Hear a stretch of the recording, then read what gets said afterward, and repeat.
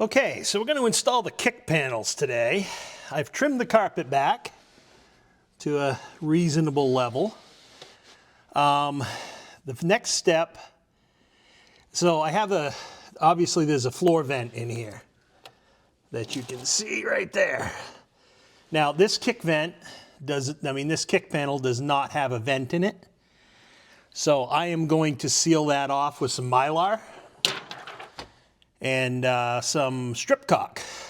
So that's what I'm going to do next. It's going to be kind of difficult to get up in there real nice because of the emergency brake pedal. But you can basically see the hole I got to seal off. I don't want water coming down out of that panel into the carpet. So yeah, I'm just going to seal it off with some Mylar and some strip caulk from 3M. So we'll get going. Okay, I've put some strip caulk around the opening. That should allow me to stick the Mylar right on there pretty soundly. And I cut out a piece of Mylar. Kind of matches the opening-ish. Doesn't have to be super precise. And I'm going to just apply that. Unfortunately, there's just no good way for me to hold the camera in here so you can see anything and work on it. So I'm going to have to show you when I'm done. And there you have it. Seems to have applied pretty good.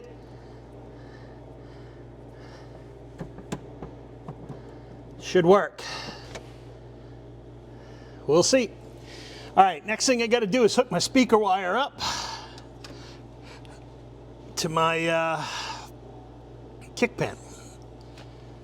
So my kick panel already has a wire stub on it, so it's probably just going to be easier for me to splice it. I don't know. I'll go take a look in my kit and see if I got the right ends. If I do, I'll do that. But anyway, let's see what we get. Okay, so I've just spliced on the things here because I didn't have, this is a really, really small spade on this side and a medium spade on that side, and I didn't have either of those.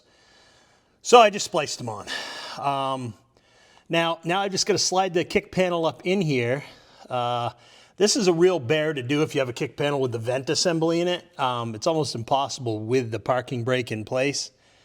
Real bear to get it in. So a lot of people, Jonathan included, tell you to, have that in before you put in your parking brake. I didn't do that, but luckily it's not a problem if you don't have the vent, which I don't. So, gonna slip that in there now and see how it goes. Okay, that's all in.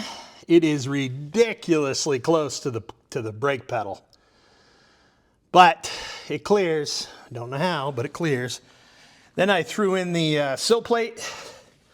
When I do these, I like to re-weld in the holes when I'm doing the rocker panels and then drill new ones just so I make sure everything's lined up easily. And I was pretty much right on the old holes. I could tell because they were hard as hell and tough to drill through the weld. But it's done. It's in. Body by Fisher and Mike. But okay, this side's done. I'm going to move over to the other side. That has the vintage air hoses coming through, so it's going to be a little trickier. But we'll figure it out. Always do. Anyway, don't have to seal the vent over there. That's a bonus. Just get that kick panel in and wire up the speaker. Let's see what happens. Okay, I just did the same process on this side.